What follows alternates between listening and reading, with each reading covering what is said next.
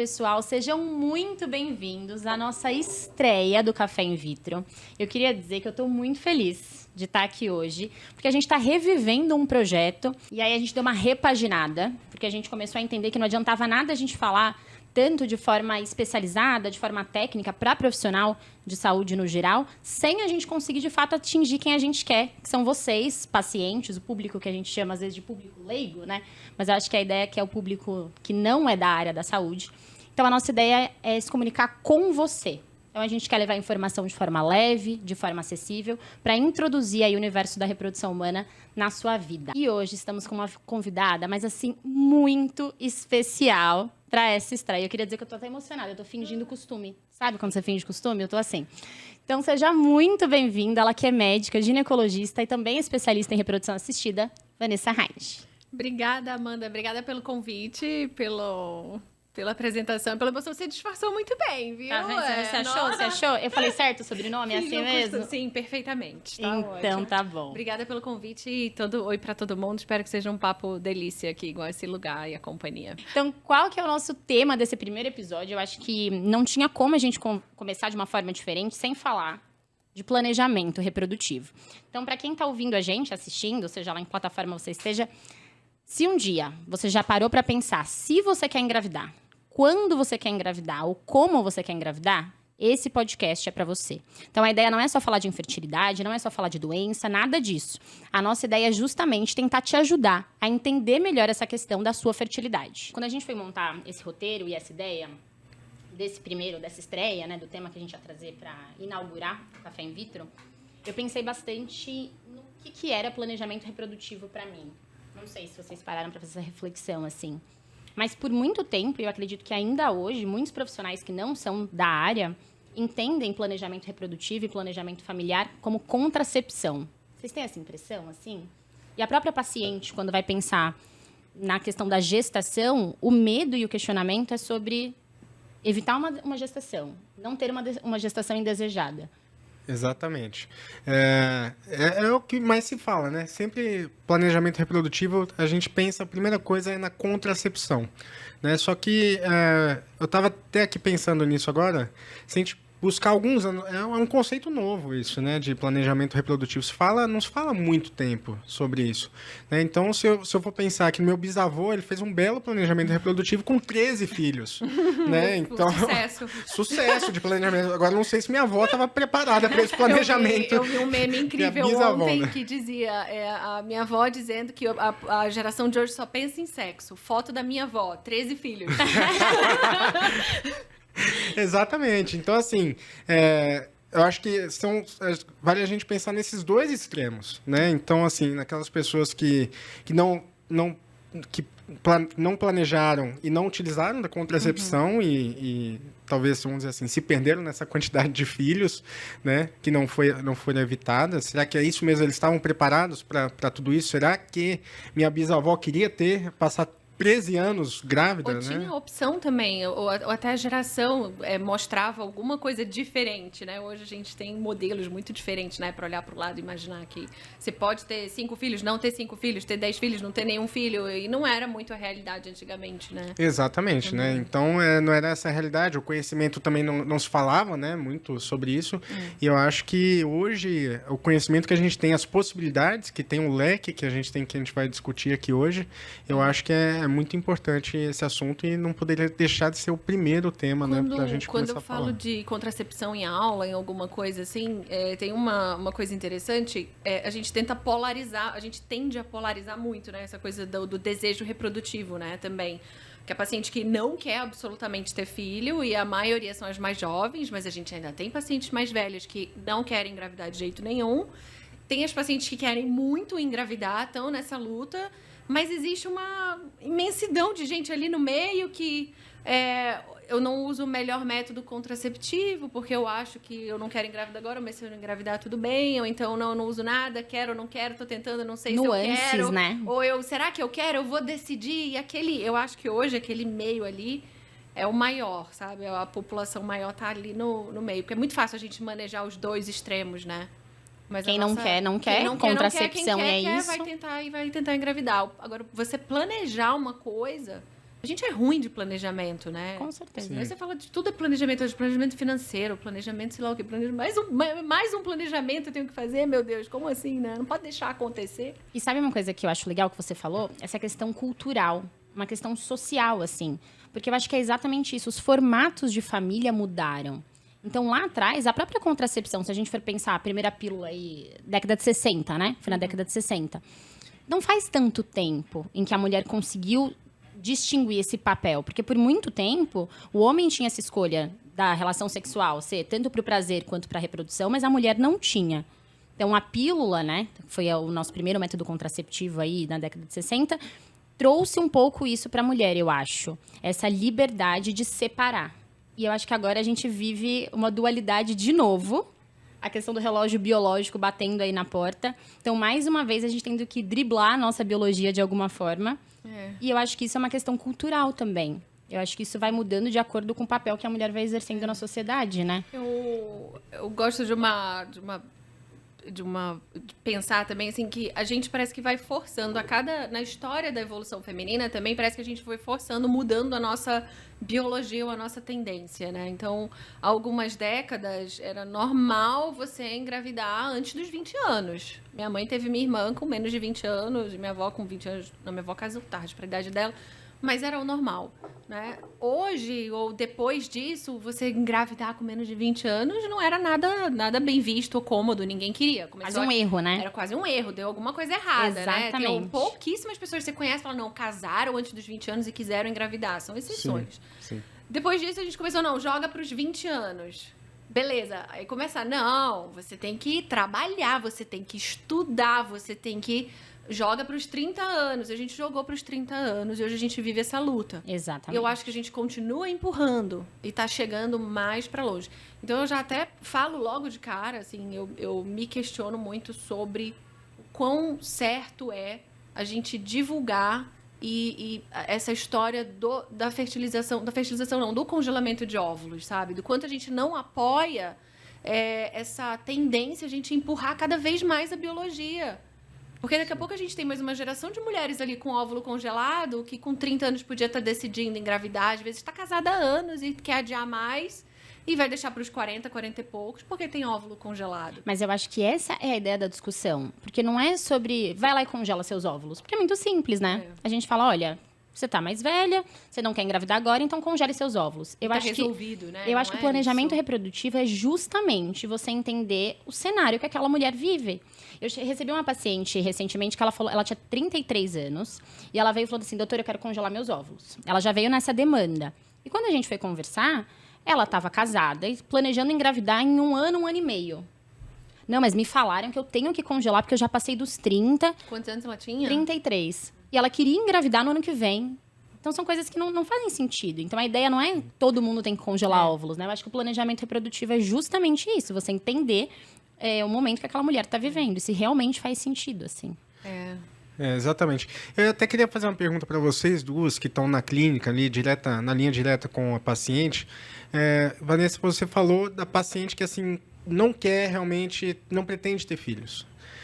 Vocês lidam muito com essa paciente que não queria ter filho e lá na frente agora ela está querendo, né? Então, é importante também, já que a gente falou de congelamento de óvulos, talvez esse seja o melhor público para a gente indicar o congelamento de óvulos. Olha, você não quer, mas você não sabe se daqui a alguns anos isso vai mudar de ideia. Né? Embora a gente planeje não ter filhos, eu conheço várias pessoas que sempre falaram assim, não quero. Aí, de repente, a cunhada engravidou. Aí ela começa a conviver ali e fala, opa, eu acho que vai ser legal se eu tiver, talvez, né? Eu não queria muito, mas quem sabe, né? E aí eu queria saber se vocês lidam muito com esse tipo de situação. Eu não sei você, eu não faço só reprodução humana também, né? Acho que a gente tem esse viés. A paciente que chega mais velha, que diz assim, eu não queria ter filho, agora eu mudei de ideia. Você escuta essa história o dia inteiro. E aí você vai sair com aquilo na cabeça, dizendo, nossa, todo mundo que disse um dia que não queria ter filho se arrependeu. Aí, né, essa vai ser a história. Mas eu atendo muitas pacientes com mais de 40, 50 anos, na menopausa, enfim, maravilhosas, bem resolvidas, que não têm filho. E eu pergunto, você não quis ter filho ou você não conseguiu ter filho? Eu falo, doutora, eu não quis. E você é feliz com isso? Você se arrependeu? a maioria diz, não, nunca me arrependi, tô bem.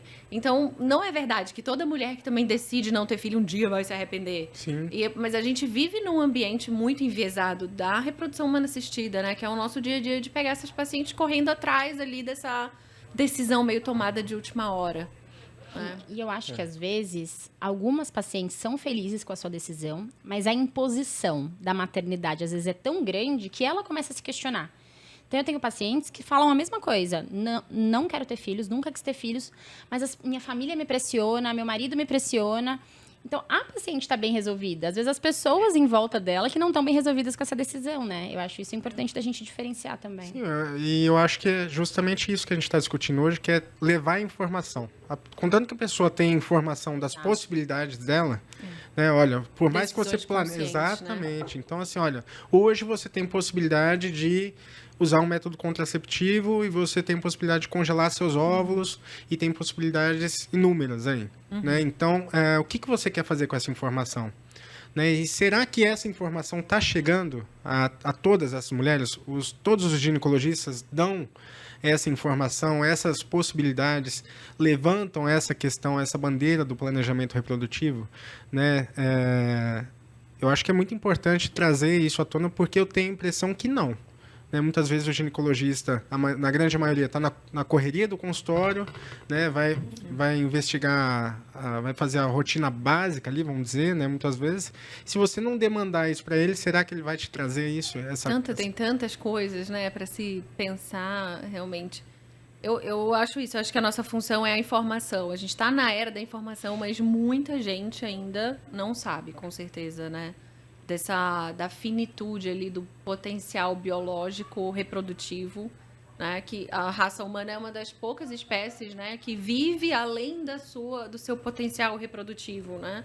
Então, tem um conceito também que as pessoas acham que até a menopausa eu sou fértil. Minha mãe parou de menstruar com 50 anos, então eu posso engravidar até os 50 anos. Essa fertilidade costuma acabar uns 10 anos antes, as pessoas não sabem disso. Né? Tem um estudo interessante que eu acho que foi feito em algum país nórdico, Suécia, assim, enfim, com estudantes de nível alto de escola, era um tipo de pós-doutorado, doutorado, assim, pessoas bem escolarizadas, né? E aí eram várias perguntas, e uma delas era do tipo, quantos filhos você quer ter? E aí muitos respondiam, eu quero ter 2, 3, 4. Aí perguntavam, e com quantos anos você acha que você tem que começar a formar a sua família? A média começava a dizer, 37... Boa. 38. Pensar em Como começar. Você vai começar a ter 4 filhos com 37 anos de idade? Exatamente. Porque isso é uma outra história do planejamento familiar também. A gente tá aqui pensando, vou ter filho ou não vou ter filho? Não sei se você tem filho, Amanda. Ainda não. Tá. É uma boa, né? Minha irmã, ela pega no meu pé quando você tem filho, não. Você tá ainda... Vanessa, fala ainda não. Porque o universo... Tá, ainda não. Mas a gente fica pensando, puta, eu quero ter filho ou não quero ter filho? Mas você quer ter 1 filho, 2 filhos, 3 filhos, ainda tem o tamanho da sua família. E a gente tá começando a iniciar a família muito tarde. Exatamente. Então é uma coisa que a gente tem que se preocupar. E talvez o congelamento de óvulos também ajude no tamanho dessas famílias, que um dia a pessoa pode ter sonhado com uma família maior.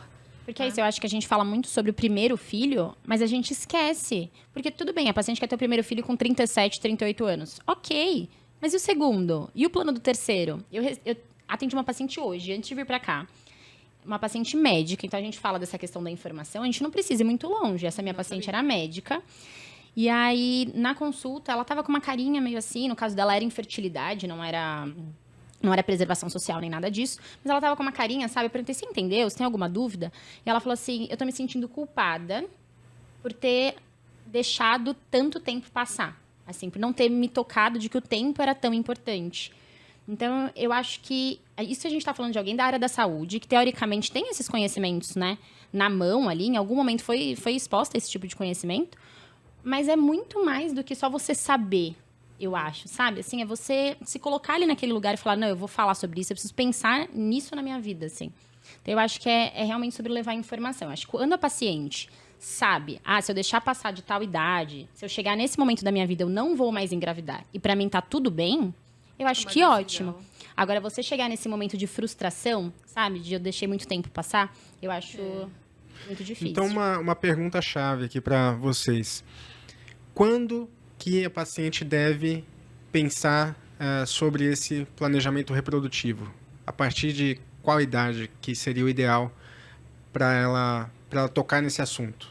Né? Você diz congelamento de óvulos, especificamente? Não, tudo, né? planejamento. Quando ela tem que buscar essa informação, já teria que ser desde nova, teria que ser alguma coisa que ela deveria aprender no colégio. Eu acho. Eu acho também. Eu acho que é um assunto que tinha que ser de casa, mudar o diálogo, que vem da mãe, que vem da avó, o nível de cobrança, tudo, né? É complexo. O que eu acho, e eu falo muito com ginecologistas, alunos, enfim, também é assim, a gente pensar em infertilidade o tempo todo na vida da paciente. É um olho no peixe, outro no gato. Ela tá falando de um DIU da pílula, você tá de olho na idade, em quanto tempo ela vai ficar com aquele DIU, quantos filhos ela quer, se ela já tocou no assunto. Porque quando a gente fala em preservação de fertilidade, ou, por exemplo, evitar uma infecção de clamídia, né, com o uso de um preservativo, ou coleta de exames nas adolescentes, nas mulheres jovens, tratamento precoce, eu vou evitar uma das principais causas de infertilidade, que é alteração tubária. Fazer o diagnóstico de uma endometriose, controlar uma endometriose, também qualidade de vida e estilo de vida, e preservação da fertilidade, vacina do HPV, correção, o tratamento precoce de um câncer, que, por exemplo, eu sou de Manaus, lá é uma endemia, né? Assim, uma região endêmica de câncer de colo. Então, quantas meninas não perdem o útero lá, mulheres jovens, por causa de um câncer? Você está encerrando o potencial reprodutivo dessas mulheres, sabe? Então, ao longo da vida, eu acho que a gente está o tempo todo tendo oportunidades de falar e pensar e preservar a fertilidade dessas pacientes com várias ações, assim, de... Não só o congelamento. Não só o congelamento. E aí você chega no momento do congelamento, né? Ela está entendendo que os planos dela tem que caber, talvez, ter filho. Se não couber, ou se ela tiver alguma dúvida em algum momento, ela tem a oportunidade de fazer um congelamento de óvulo e ganhar um pouco mais de chance, ganhar um pouco mais de tempo, né? É uma arma para ajudar, um plano B ali no congelamento. Então, ideal mesmo, Bernardo, é que essa pessoa esteja sendo acompanhada. Um ginecologista que saiba o risco de menopausa familiar que essa menina tem, risco de alguma doença, alguma coisa ovariana, tá o tempo de olho. Porque eu posso falar para você, vá congelar óvulo com 34 anos. Mas se a sua mãe tem uma história de menopausa com 35, você vai chegar lá com 34, se você for um fator genético, você tiver dado isso, você vai ter uma reserva extremamente baixa, talvez seja tarde. Sim. Então, conversar desde cedo sobre isso, mesmo que não seja para você, entendeu? Mesmo que você diga...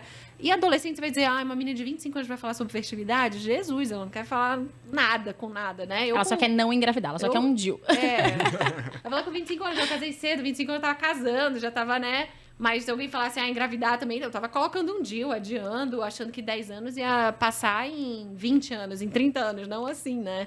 Em 2. Em 2. Exatamente. Passou 10 anos. Né? É verdade. E para você, então, que está nos assistindo, está nos ouvindo, conhece alguém aí que você tem que mandar essa mensagem, né? Eu acho que é super importante. Vai buscar informação, pede auxílio para o seu ginecologista, converse sobre essa questão do planejamento reprodutivo e pense, né, sobre o que você quer para sua vida. E vale lembrar também que, embora tenha a revolução feminista, né, tenha a independência das mulheres, mas você tem que combinar com o seu parceiro ou parceira, né, não sei, e se ele também quer a mesma coisa que você, né? Tem que alinhar os propósitos aí e lembrar que ele também tem que se cuidar. E eu tô fazendo aqui, eu como único homem da mesa aqui, eu tô lembrando um pouco dos homens aqui, que ele justo. Também tem que pensar nisso, né? Com certeza. Nossa, a gente esquece. Ignora. Né? Gineco, nem lembro como é. Tô em minoria aqui, mas deixa eu levantar a bandeira aqui. Sabe uma coisa que eu acho interessante disso que você falou e acho legal a gente falar também? Esses dias eu estava conversando com uma colega e ela sabe que eu trabalho com reprodução, né? Ela falou, Amanda, posso te falar uma coisa? Eu falei, claro. Eu me sinto tão pressionada, porque assim, eu tenho 36 anos, mas eu sou super jovem, eu faço atividade física, eu como bem, tá tudo bem eu engravidar daqui 5, 6 anos, não é possível que seja tão diferente assim. Então eu acho também que a gente fala muito, a idade, mas a gente também não explica o que acontece de fato com o avançar da idade, porque é exatamente isso, a gente vive mais e a gente vive bem, né? Então, hoje em dia, você vê uma mulher de 40 anos, é muito diferente do que era na época da minha avó, até mesmo da minha mãe. Então, eu acho que isso é legal da gente comentar também, porque às vezes a gente fica aqui, olha, a idade é super importante. Quem tá ouvindo tá pensando, imagina, isso não é pra mim. Tô aqui no auge da minha carreira, tô aqui, ainda vou fazer mais 2 pós-graduações, mestrado, doutorado, ainda quero viajar. Com 42, começo a pensar nisso. Então, eu acho legal a gente falar o que de fato acontece lá dentro, que muitas vezes as pessoas não sabem, né? Exatamente. É importante a gente enfatizar que a partir dos 35 anos começa a ter uma queda relativamente significante, né? Então, a partir dos 35 a mulher perde a qualidade dos óvulos cerca de 0,5% ao ano, né? Então, ali até os 40 anos, ela já perdeu 2,5% mais ou menos da qualidade daqueles óvulos originais, né? Então, vai aumentando as taxas de aneuploidia, e a aneuploidia são alterações cromossômicas nos óvulos, né? Então, começa a aumentar o risco dessas alterações nos óvulos das pacientes. A hora que elas chegam aos 40 anos, cerca de 70% dos óvulos delas podem estar alterados cromossomicamente. E isso sobe para quase 90% aos 42 anos. Né? Então, a gente tem uma queda brusca, aí a partir dos 40 em diante, já aumenta bastante, a gente tem uma queda brusca na qualidade desses óvulos e por isso que a gente tem aumento nas taxas de abortamento, né, com gravidez de pacientes acima de 40 anos. Né? Então, inclusive tem um estudo que também foi de algum país nórdico, acho que é da Dinamarca, um pessoal que foi apresentado até num congresso europeu 2 anos atrás, que eles fizeram um estudo para a gente entender qual era o período de maior eficácia reprodutiva, tá, das mulheres, né, na qualidade dos óvulos dela, onde se teria menos variações cromossômicas. E a gente sempre pensa que quanto mais jovem, é melhor. Isso é recente, deixou a gente meio de cabelo em pé, né? Falar, meu Deus, a gente sempre quer... Tipo, doadora de óvulo, ou congele, quanto mais cedo, melhor o seu óvulo. Não é bem assim, isso, né? Exatamente. Então, verificaram que o potencial reprodutivo, a melhor época, é a partir dos 25 anos até os 35 anos. É meu momento, pessoal. É o minha seu. hora, minha É hora. a sua hora. De congelar. Minha hora chegando. De congelar ou de engravidar? Meu marido, essa hora assistindo, tá, graças a Deus, ela decidiu, vamos engravidar. Já fez seu planejamento? Eu já fiz meu planejamento do primeiro filho só. Amanda O segundo eu tô enrolando, gente. Amanda é super regrada, planejada, ela tem tudo em planilha de É o Excel a vida ascendente. inteira. Né? O ascendente é em virgem. Meu Deus. Minhas amigas brincam que eu tenho a vida no Excel. E é exatamente isso. É tipo, daqui 5 anos, você abre a planilhinha ali, um filho. É assim. Tá tudo ali. Mas volta. Então, assim, é dos 25 aos 35 anos. Então, assim, é importante realmente ter essa decisão, porque se quiser congelar óvulos, congele até os 35 anos. E isso poucas pessoas falam, né? Se você assistir vídeos de médicos, de infertileutas, um monte de gente falando, congele seus óvulos, é um mundo maravilhoso, sempre congele, pode congelar. E a gente tem pacientes que estão chegando nas clínicas com 39, 40 anos, olha, vim congelar meus óvulos, mas não é bem assim.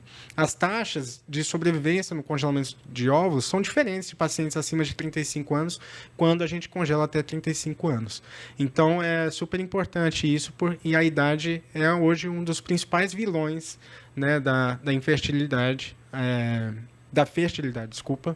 Né? Então, o principal causador aí da infertilidade, principalmente para as mulheres. Né? Eu digo que a gente tem alguns tipos de congelamento, né? Tem o congelamento eletivo, o congelamento social, o congelamento por indicação médica. Então, por exemplo, a paciente resolveu que quer congelar. Não precisa de uma indicação nenhuma, não faz o menor sentido na vida de ninguém, mas ela quer congelar, ninguém vai contraindicar aquilo. Né? Você não vai dizer, não congela. Ela atravessa a rua, perde um ovário, meu Deus. Exatamente. Então, a gente nunca contraindica. E tem aquelas indicações médicas, né? Tipo, é um câncer, é uma cirurgia ou alguma coisa que a paciente diz, não, a gente diz, precisa congelar óvulo.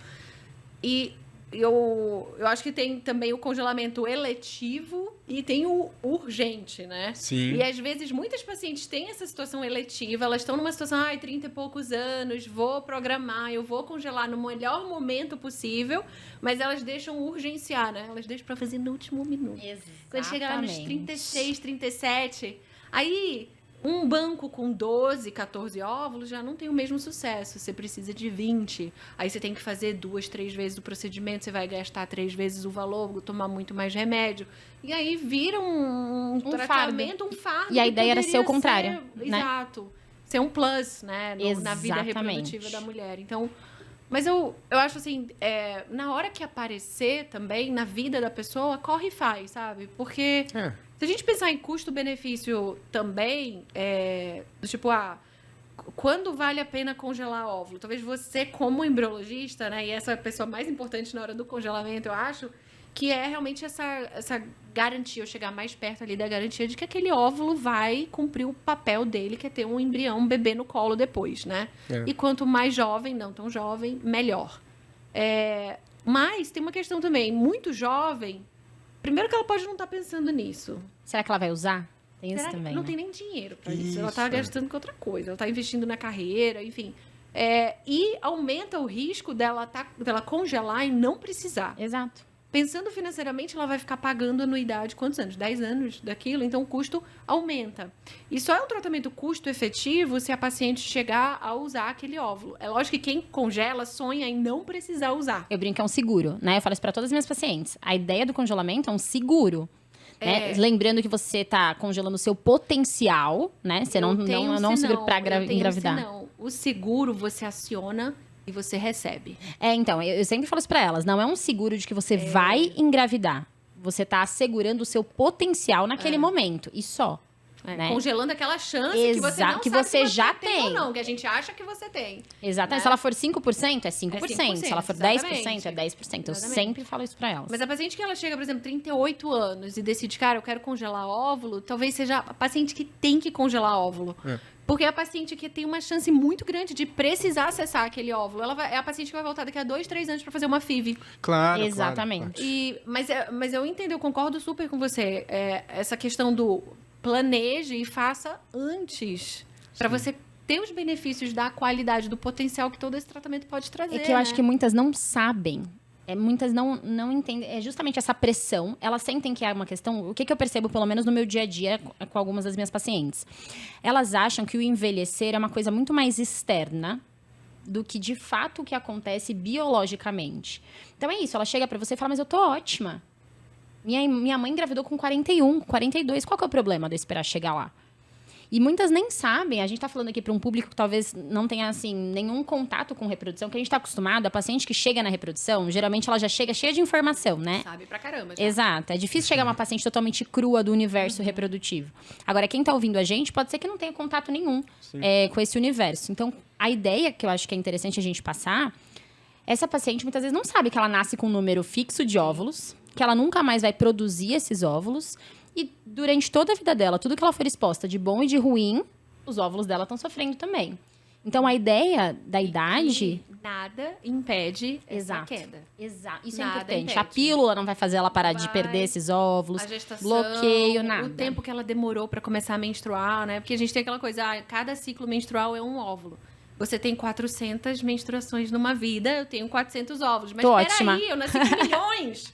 Então, eu tenho muitos. Não, o ovário vai destruindo, independente daquele que ovula o vencedor. Nada, né? No meio daquela leva que o ovário destrói, né? Sim. Exatamente. Então, você vai perdendo tanto quantidade. E eu acho que uma grande preocupação nossa é a qualidade. Exatamente. Que as pessoas não levam muito em consideração. Não é que eu quis dizer assim, olha, congelar até os 35, ponto, acabou. Não.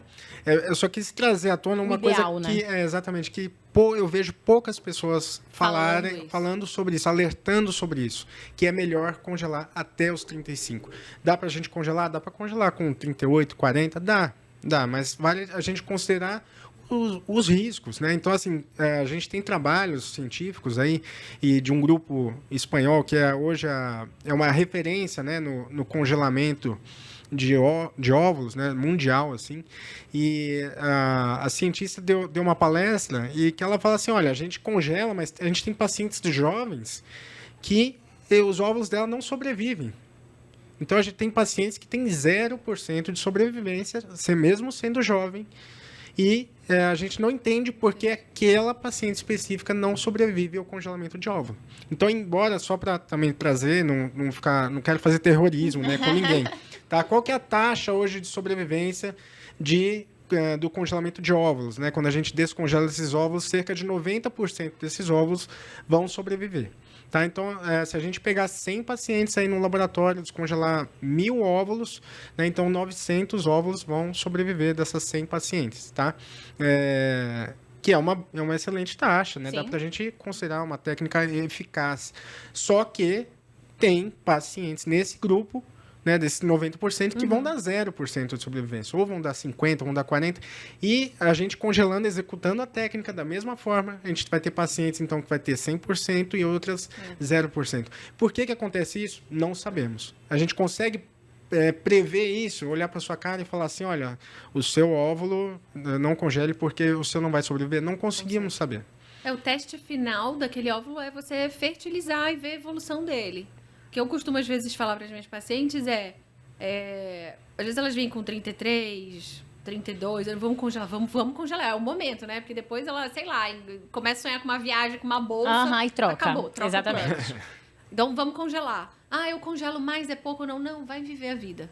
Vai viver a vida, volta. Se precisar, a gente congela mais um pouco ali na frente para tentar manter esse banco, né? Porque a gente não sabe realmente o que vai acontecer com esses óvulos, né? Mas, tipo, a paciente também congelou e não mudar os planos da vida dela. Ela tem que congelar e fingir que ela não congelou.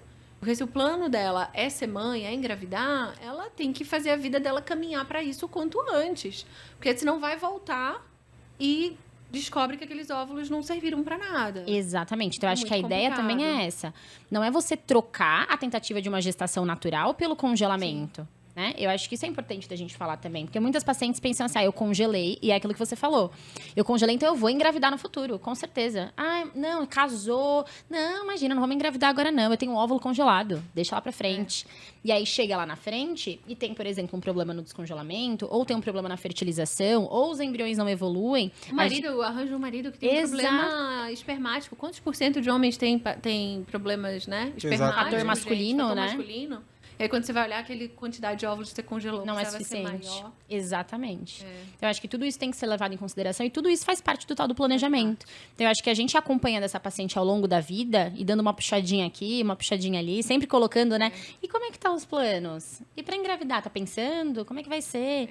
E às vezes nesse cenário, por exemplo, 33 anos essa minha paciente chegou, quero congelar. Poxa, você quer engravidar no que vem? Faz sentido? Quero ter um filho só, quero engravidar no que vem. Tem lógica? Não tem, entende? Então, eu acho que o planejamento reprodutivo é sobre isso. Não é sair congelando todo mundo, mas é realmente avaliar cada uma das pacientes. Entender, né? O que significa esse congelamento, o que ela vai fazer com esse óvulo congelado também, né? Que também não Isso pensa, significa. Exatamente. Porque às vezes eu tenho pacientes que, por exemplo, logo quando começou o congelamento, e eu já nem trabalhava ainda, porque sou muito jovem, né? Eu nem trabalhava com a reprodução humana, mas ela chegou pra mim e falou, nossa, eu congelei 2 óvulos com 42 anos. Tinha tipo 40 e pouco. Eu falei, não, tô tranquila. Aí eu pensei, meu Deus do céu. Eu conto? Ninguém comprou pra ela. E aí, no final, ela nunca quis usar esses óvulos também. Mas aquilo deixava ela bem, porque ela tinha os óvulos congelados. Então, tem esse fator também para essas mulheres, talvez que sabem que, às vezes, nem vão querer usar aqueles óvulos, estão com uma tendência maior de não usar, de deixar tranquila, né? São umas noites mais bem dormidas, o seguro que eu falo, né? o seguro daquele potencial. Guardei meus óvulos jovens, estão lá. Se eu precisar, eles estão lá. Exatamente. E também a paciente que congelou, voltar para buscar esses óvulos, se ela quiser, numa idade em que talvez ainda seja possível usar os óvulos frescos dela também. Né? Porque, tipo, ela tem 40, dá para fazer uma FIV com 40, 41 anos? Dá, obviamente. 43 já é muito difícil.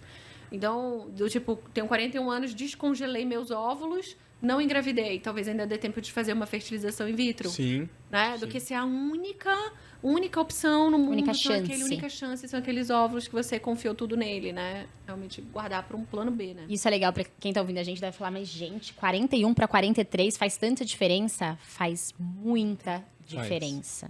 Quanto mais o tempo vai passando, mais é aquilo que você falou. 1 mês vale 1 ano, 6 meses vale 5 anos, né? Então, faz muita diferença. Né? A queda da quantidade da qualidade é muito cruel, né? Essa coisa que você falou também, dessa questão do externo não combina com o interno, né? E é uma sensação difícil para a mulher encarar também, certeza. né? Do tipo, eu tenho menopausa precoce oculta, né? Uma IOP, uma baixa reserva, assim, meu antimileriano é 0,2 e congelei óvulo, ok, tudo bem. Mas é difícil para as pacientes, né? Ouvirem isso e falar assim, meu Deus, mas eu tô tão bem, eu fiz tudo bonitinho, tudo direitinho. Ou ficar na barganha também. Será que mas e se eu parar de comer alguma coisa? Ou se eu melhorar, meus óvulos não voltam? Não. Você pode piorar a queda, acentuar a queda, mas você não tem como retornar para onde você estava, né? Exatamente. E normalmente, muitas vezes não combina, né? O status até de saúde ou de aparência da pessoa com o que está acontecendo no ovário também. Então, é muito difícil para as mulheres, para a gente entender isso e explicar, né? Porque também, qualidade também não é sinônimo de quantidade.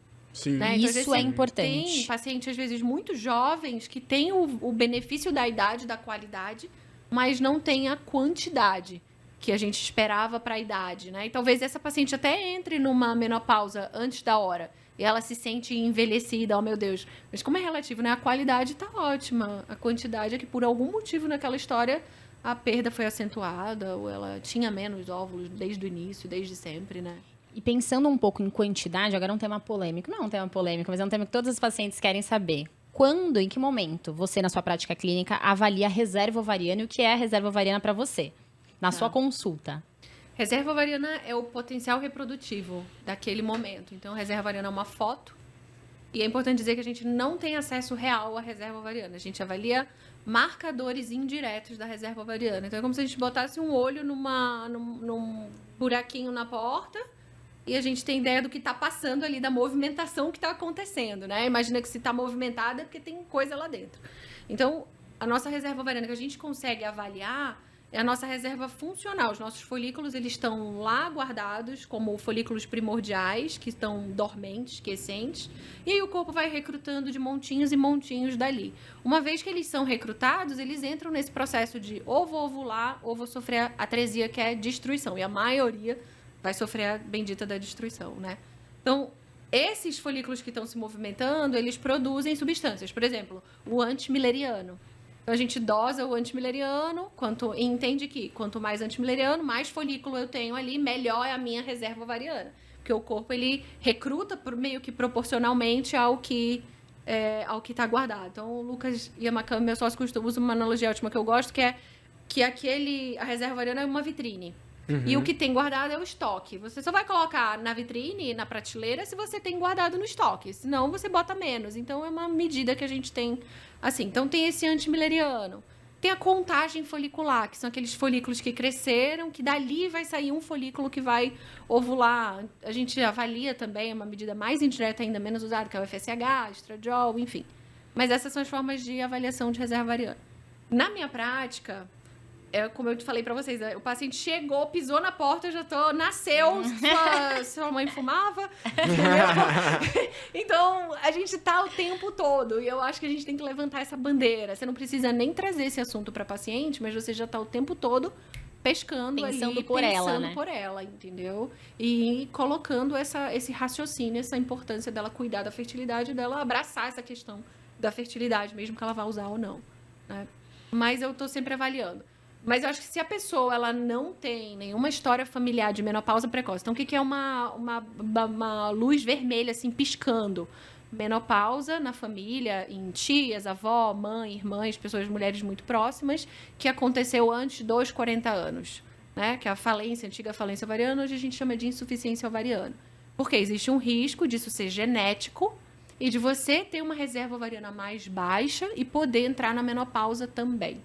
Né? Então, você pode engravidar com uma reserva ovariana muito baixa, com 0,001 de antimileriano? Pode, com 39 anos, beleza, pode. Mas se você pensar em congelar óvulo, a quantidade de óvulos que você tem, a sua reserva ovariana importa. Porque Exatamente. A gente quer congelar bastante óvulo. Sim. Né? Então, quanto mais óvulo você tiver para congelar, melhor. E aí, talvez eu antecipe. Uma menina que vem quando você tiver uns 32, 33 anos no consultório, mas ela sabe que a mãe entrou na menopausa com 37, ela tem 27, eu vou falar, pode vir. Exatamente. Vamos avaliar. Porque a tendência, a reserva ovariana, ela tende a cair acentuadamente uns 13 anos antes da menopausa. Então, você pega uma paciente que entrou na menopausa com 39 anos... Com 20 e pouco. Com 26, ela já tinha uma baixa reserva para a idade. Talvez comparando com uma mulher de 35, a de 25 lá vai ter muito óvulo, mas a gente sempre compara com o esperado para a idade. E aí ela já devia estar num lugar menor, né? Comparada com as pessoas que tinham uma reserva ovariana maior. Ô, Vanessa, você falou que congelou óvulos. Congelei. Você congelou em virtude desse momento, você decidiu dosar, nunca tinha dosado antimileriano, você não sabia disso, falou assim, opa, peraí, eu tô investigando os outros e não olhei pra mim, é isso? Minha história é ótima. É assim, eu tinha 15 anos, ganhei um diagnóstico de... Chuta. Adolescente, espinha. SOP, com certeza. Tinha SOP. Comecei a tomar pílula. Que beleza. Aí tomei anos de pílula.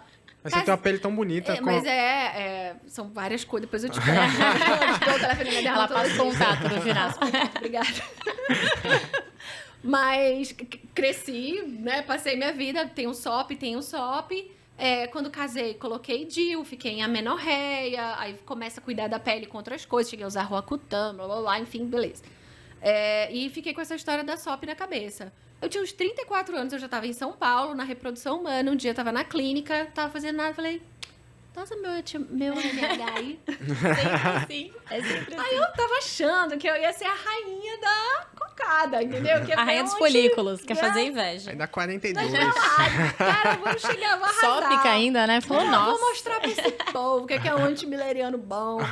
Aí, 0,2. Mentira. Meu mundo caiu. Porque eu tinha, uns 34 anos nessa época. Eu casei com 25 anos. E aí eu tinha uns 3 anos. Isso tinha uns 3 anos, nosso tempo voa, né? Tinha uns 3 anos que eu tinha vindo para São Paulo para fazer reprodução humana. Vim fazer ginecologia endócrina, reprodução humana. Então, tipo, eu fui adiando essa história. Eu sempre sonhei, eu nunca sonhei em ter mãe. Ai, meu Deus, eu tinha boneca, nome de filho, nada disso. Mas eu me via mãe, eu achava que um dia eu ia querer ser mãe. E fui adiando, porque residência, eu falei, cara, eu vou fazer residência. Não vou, como é que eu vou ser mãe na residência? Impossível. Espera. Aí você vai jogando. Quando eu entrei na residência, eu já pensei em eu queria trabalhar com endometrioses, né, com endócrino. Eu sabia que eu ia ter que ir pra fora em algum momento. Eu falei, cara, não vou ter filho, como é que eu vou deixar o filho? Espera mais um pouco. Aí vim pra São Paulo, cheguei em São Paulo, como é que eu vou engravidar aqui? Quando eu descobri esse antimileriano, até o Lucas, que eu já citei ele aqui, virou pra mim e falou, engravida. Você é casada, simples assim, engravida. Eu falei, cara, não é simples assim. E aí você começa a questionar tudo na sua vida. Oh, meu Deus, onde eu vim, pra onde eu vou, onde é que eu tô? Quero filho, não quero filho. Oh, meu Deus, por que eu não engravido? E não era assim que eu tinha programado de uma hora pra outra engravidar. Ó, virgem, tá vendo? Você não programou desse jeito, não pode ser diferente da programação. Então eu falei, falei, o Mercúrio retrógrado naquele dia do antimileriano. Então foi difícil essa coisa do controle da capricorniana, de entender que talvez eu não tivesse o controle disso. Entendeu? A perceber como eu fui ingênua, né? Tipo, como igual todas as outras pacientes, os erros que todos os médicos cometem, eu cometi comigo mesma. E essa questão de decisão de vida ali, né? Então, eu estava num momento em São Paulo, as coisas acontecendo, decidindo se eu ia voltar para Manaus, se eu não ia. Foi muita coisa ao mesmo tempo. Foi um período muito difícil para mim, assim, caiu como uma bomba, sabe? Mas eu acho que foi uma experiência bem engrandecedora, assim, eu acho, porque eu sou muito prática. Muito prática. Talvez para sua paciente você falasse exatamente isso, né? Você é casada, engravida. Engravida. Ai, que isso, mas você ainda tem 0,2, você vai fazer muita coisa. Para com isso. Mas você quer engravidar ou não quer? Você tá chorando pra... Nunca falei isso assim com ninguém, obviamente. Sim. Mas eu me lembro, por exemplo, meu irmão lutou com infertilidade para tentar engravidar com a esposa. É uma história ótima, assim, bem clichê. Fez vários ciclos, não conseguiu engravidar, um dia engravidou. E aí tem 2 espontâneo. filhos. Natural. Mas foi aquela coisa da infertilidade surgindo na família, né? Pós 30 anos, né? A minha irmã congelou, tinha infertilidade. Nossa, não sei se é bom eu contar a história da minha irmã. Desculpa, irmã da Desculpa. Vanessa. Não por ela eu conto e ela já autorizou, então tá tudo bem. Mas ela tentou engravidar, não conseguia engravidar, 30 e poucos anos, descobriu uma endometriose e foi congelar embrião. Ia congelar os embriões, ia fazer uma cirurgia para endometriose. Congelou os embriões, se divorciou. Ai, congelou embrião. Que dó. Aí tudo bem, se recupera do baque, né? Reestrutura a vida financeiramente, blá, blá, blá. Conheceu alguém, se apaixonou. E aí reacendeu essa história de vou engravidar. E aí ela teve abortos e blá, blá, blá. No final ela tinha uma adenomiose também, grave, enfim. E ela falou, tá bom, não vou engravidar naturalmente, vou usar meus óvulos. A gente congelou os óvulos, não teve nenhum embrião. E aí começou a entrar em FIV, ela já tinha 41 anos, baixa reserva, não conseguia engravidar com FIV. E aí, no final, ela teve uma gestação natural. Caramba! 41 anos. 41 anos, tem um filho, hoje vai fazer 2 anos daqui a um mês, uma história feliz no final. Que bom. Mas trouxe muito... Mas quando ela tava passando por aquela história de congela embrião, congela não sei o quê, e era um drama, porque a pessoa mergulha num drama emocional com a infertilidade, é muito... consome Tem um muito impacto muito grande. a vida da pessoa. E a vida fica girando em torno daquilo, né? É muito difícil. E eu era muito prática, tipo, eu não conseguia entender a dimensão. E eu acho que com a nossa do família a gente é emocional mais daquilo. ainda, sabia? Mais ainda. E, nossa, quando foi comigo, assim, eu entendi onde é a ferida, a profundidade daquilo, sabe? E olha que eu não tive infertilidade. Isso que eu ia falar, né? e não era nem Pra infertilidade. testar. Era Exatamente. a possibilidade de uma Exatamente. infertilidade. Mas eu acho que foi um ensinamento. Aí eu fiz ciclo, cancelei porque não tive resposta. Aí capta alguns óvulos, faz duas TIM, faz não sei o que. Passei pelo procedimento algumas séries de vezes, fiz alguns duas TIM. No final, consegui até um banco bom. Mas eu tenho uma endometriose aí, não... Lógico, eu sou uma médica raiz, tigrona. Aham, né? claro. É um clássico, né? É um clássico. Mas eu tenho certeza que eu tenho, minha irmã tinha, blá, blá, blá, blá. E aí eu tenho essa história de qualidade. Eu falo, minha irmã congelou óvulo antes, na idade que eu congelei. Dela não teve embrião. Por que eu posso achar que o meu banco é maravilhoso? Então, eu tô o tempo todo desafiando o meu poder reprodutivo quando eu sei que Poxa, eu tô que adiando. mensagem, que bacana.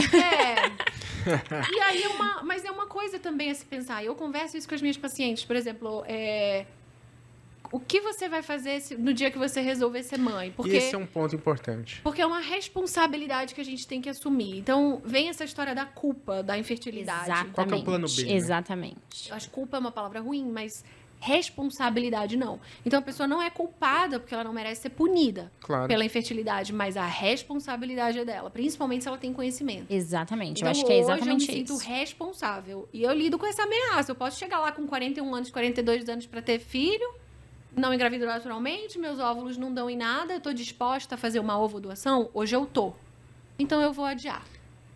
Porque É uma também decisão uma- consciente. Também é uma possibilidade. Sim. É isso que eu ia falar, também não não acabou aí a acabou história. ali. É, exatamente. Aí a gente Tem entra, eu acho que história num outro maravilhosa sobre questionamento, isso. que é a questão da maternidade. E aí a gente Exato. vai para uma outra discussão, o que é maternidade para cada pessoa, né? Exatamente. Então, não necessariamente para você ser mãe, você precisa ter o seu material biológico, isso é individual. Eu acho que isso é uma questão muito do que cada pessoa enxerga, acredita, entende sobre a vida. Não necessariamente você precisa gestar. Então, eu acho que tem muitas questões pra gente colocar em pauta quando a gente entra nesse questionamento aí de o que é ser mãe pra cada pessoa. Mãe, pai, enfim. Eu só fui dar valor àquela frase lá, o pai é quem cria, depois que eu tive meus filhos. Você segue acreditando. Depois que eu tive meus filhos. Porque hoje em dia, se falassem pra mim, ele não é teu filho, é sim. Quem quer ver alguém falar que não é meu filho?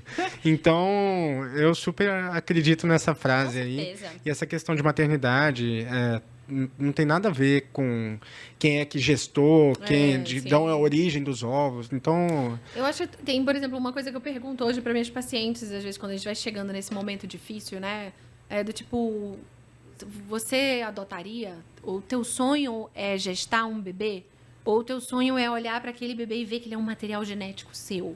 Porque tem dimensões disso. E isso também você vai moldando, né? A gente construiu essa coisa com muito pouco conhecimento lá atrás. Exato. Às vezes nem sabe das possibilidades, Nem sabe né? das possibilidades. E aí você vai se desapegando e entendendo que a maternidade pode ser por outros caminhos. E no final Exatamente. você vai ter aquele inclusive bebê no colo. hoje, e vale falar também aqui no tema, né, planejamento reprodutivo, casais homoafetivos. Com certeza. Né? Hoje a gente tem a possibilidade aí de casais homoafetivos masculinos de terem seus filhos, né? A gente teve artistas aí famosos que Masculinos, fizeram... femininos. Exatamente, masculinos, femininos. Vários formatos diferentes de família, porque né? o Isso é feminino, importante da gente eu falar. falei masculino porque o feminino ainda tem a questão da gestação. Sim. Ela pode gestar, né? E se a gente associar a gestação, né, com a maternidade e isso tudo, mas a gente tem essa possibilidade e quero ver falar para esses pais, né? Esses casais que não é teu filho, né? Imagina. Então a gente Tem um- dissocia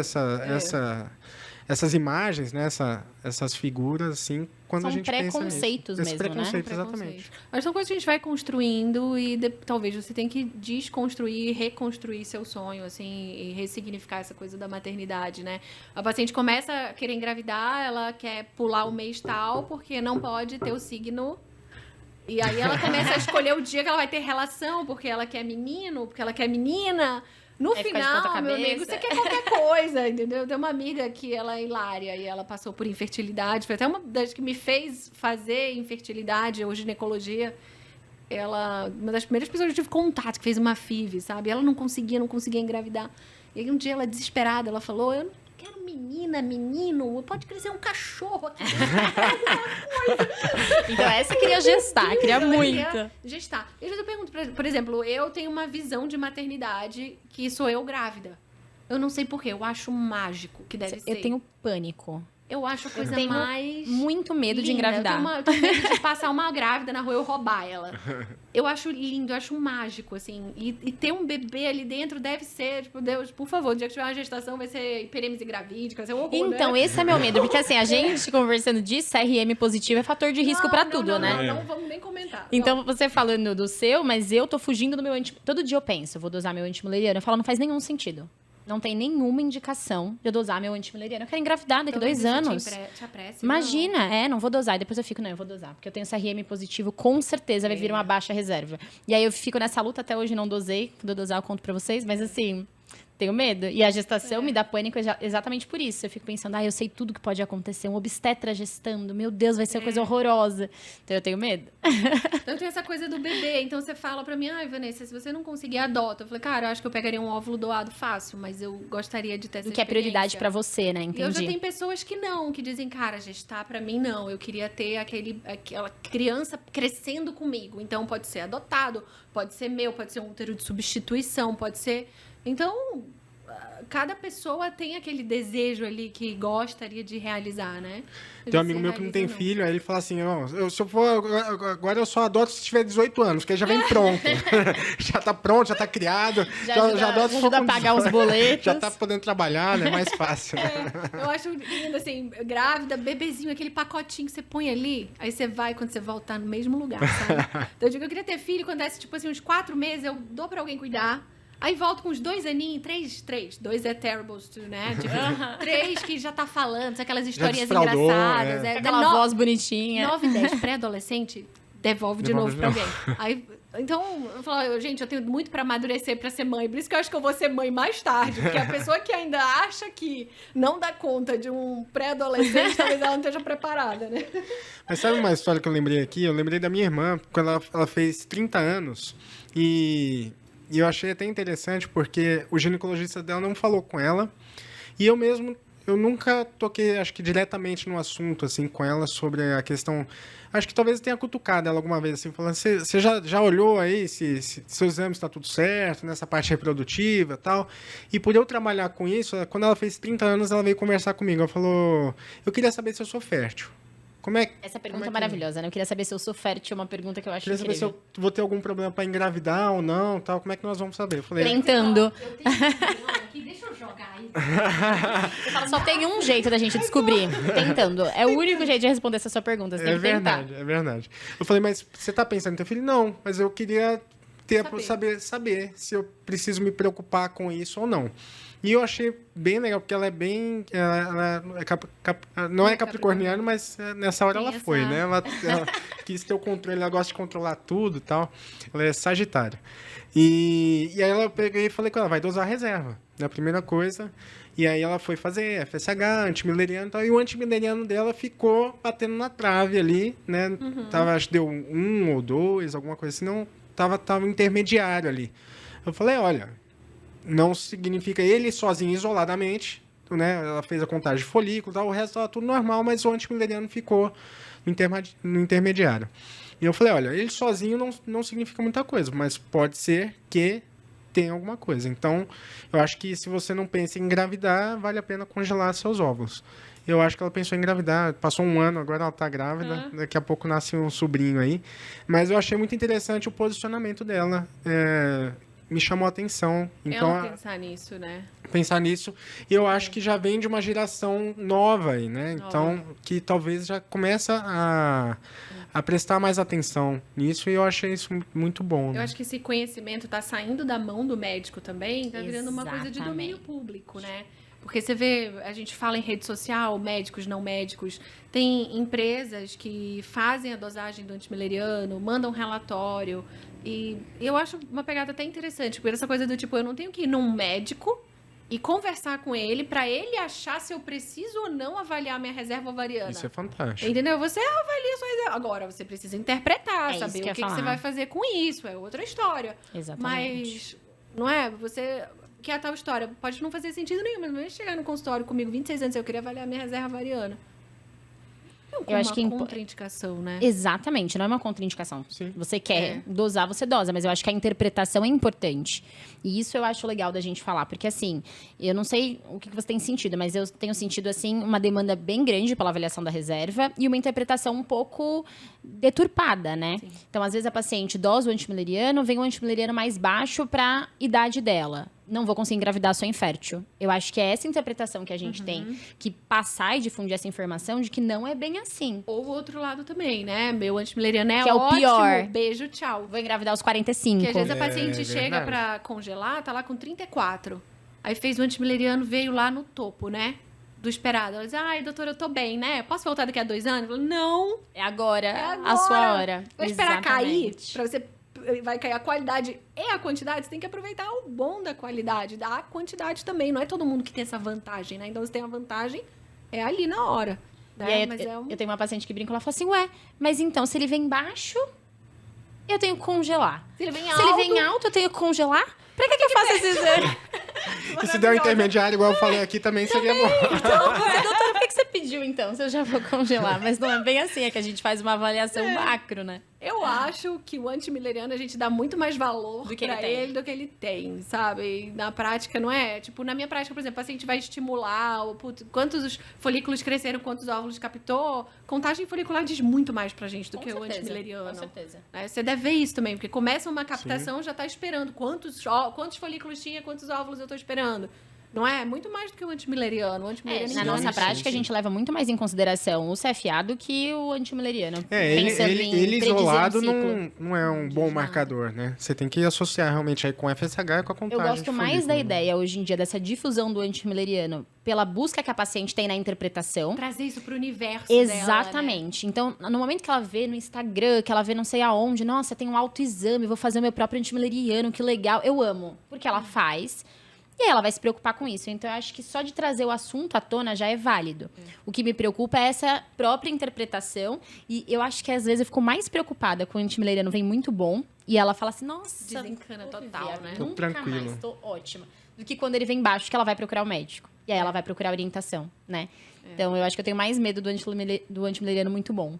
É Exatamente. complicado, né? Porque a gente quer ter uma bola de cristal que a gente não tem, né? Essa é sempre uma foto, né? Daquele É momento. imprevisível, E às vezes né, a paciente vem dizendo, por exemplo, acho que era mais ou menos a história da tua irmã, né? Como está a minha fertilidade? Como eu posso? Eu falo, no momento ela está assim. Mas o que você vai dizer para a paciente? Tá ótima, espera, ocorre engravida também, porque eu tenho muitas pacientes que se desesperaram com antimileriano baixo e acabaram engravidando. Em um momento que não era o momento Um que ela momento que queria, talvez né? não era o momento. Sabe, tudo bem, estão felizes, sabiam que queriam ser mãe, não iam correr o risco, mas talvez não tivesse essa pressa. Eu pergunto, quantas mulheres são férteis, têm suas famílias, que se a gente tivesse dosado o antimileriano, estaria baixa também. A gente Muitas. está achando, também super diagnosticando essa Com coisa da certeza. baixa reserva, que talvez não tenha impacto clínico na vida de muita gente também, criando muito problema, né? Exatamente. Esse é um problema que a gente não consegue dimensionar, né? Porque os nossos estudos são enviesados. A gente trabalha com a população infértil, né? Então, muitos trabalhos que saem da nossa área de reprodução, a gente só estuda geralmente o casal infértil. Então, é uma dificuldade que a gente tem realmente em dimensionar isso, né? Mas eu enxergo assim como uma oportunidade. Eu acho que a gente como mulher, não sei se você sente isso também, mas eu enxergo o planejamento reprodutivo como um todo e a preservação também como uma oportunidade. Que antes a gente não tinha, agora a gente tem. É perfeito? Não é. É uma certeza de que você vai engravidar? Nem você tentando engravidar sozinho é uma certeza de que você vai engravidar. A gente vê isso todos os dias. Casais inférteis, né? Mas eu acho que ter a informação é o mais importante, assim. Você começar a pensar sobre isso, você conversar com o seu parceiro sobre isso. Ou se você não tem parceiro, você se questionar sobre isso. A gente tem tantas oportunidades hoje, formas diferentes de trabalhar essa questão do potencial reprodutivo, que eu acho que é válido só você pensar. Sabe, eu acho que a nossa ideia aqui com o café é justamente isso, né? É trazer o assunto para você debater com o seu café, com a sua amiga, com a sua mãe, com a sua tia, com a sua prima, contar da gente que não dosa a nossa própria Conversar com o seu ginecologista, pensar nos fatores de risco, decidir se consegue, se sabe a resposta, se você quer ser mãe, o quanto você quer ser mãe ou não. Porque eu acho que você começa a avaliar também, não só se congela óvulo ou não, mas muita coisa na sua vida. Né, quando você tem esse caminho mais ou menos para onde você quer seguir, né? E traz, acho que o poder, né? Esse poder da informação traz maturidade para que você tome a decisão correta na hora correta. Eu acho que esse é o maior benefício, né, de tudo isso que a gente vem conversando. Eu acho que talvez esse seja o maior benefício. Você tem informação, se cercar das informações, das possibilidades e dos seguros aqui que a gente falou, né? Então, olha, eu tenho condições de fazer isso, eu tenho condições de congelar, não vai me fazer falta, tenho condições de manter isso congelado, por que não? Né? Por que não fazer? É a história até de congelamento de sangue do cordão umbilical, né? Qual que é a chance de uso daquele sangue do cordão umbilical? É praticamente para uma doença principal que a gente vai poder utilizar quando congela o sangue, as células-tronco, né, do cordão umbilical. A chance de uso é de 2%. Quantas pessoas não congelam? Né? Se para você faz sentido, exatamente, né? Desde que você saiba as chances, eu acho que é exatamente isso. Você tem condição para isso? Né? Então, você se cercou das informações, você sabe que vai ser para 2% da chance? Você quer se prevenir quanto a isso? E acho que aquilo ou que ter a a possibilidade falou, né? de se prevenir? De criar essa autorresponsabilidade também. Porque uma vez que alguém te falou, você pensa, você absorve aquilo tudo, você pensa e você fala, não, eu tô pronta para se chegar lá na frente e eu não engravidar, eu vou lidar com isso. Ok. Ou não, mesmo que não seja uma chance de 100%, eu quero ter esse seguro. Por mais que não seja 100%, eu quero, eu me sinto melhor. Ficar só torcendo pelo melhor, exatamente. Né? Porque, assim, estatisticamente, você vai ficar infértil com a idade. A gente sabe exatamente. disso. Exatamente. Uma coisa que a gente não falou, que é a epidemiologia da infertilidade, que atinge 1 a cada 6 casais em idade reprodutiva vão ter dificuldade para engravidar. Então, a doença que mais acomete casais, né, praticamente aí no mundo inteiro, né, em conjunto, é a infertilidade. Então, por isso que a gente traz esse tema aqui, essa informação para todos vocês. A gente vai falar ainda, né, um pod só de infertilidade, realmente como é que investiga, as causas. Vai ter um pod de congelamento mesmo, como é que são as doses e tudo mais. Mas eu fiquei curiosa com uma coisa. Eu queria saber como foi você de paciente nesse processo. De toquinha. Do congelamento. Como você se sentiu no todo, assim, no momento de, beleza, eu vou tratar. Vou tratar não, né? Mas eu vou fazer o procedimento. Eu tive a oportunidade de ter várias posturas, sabe?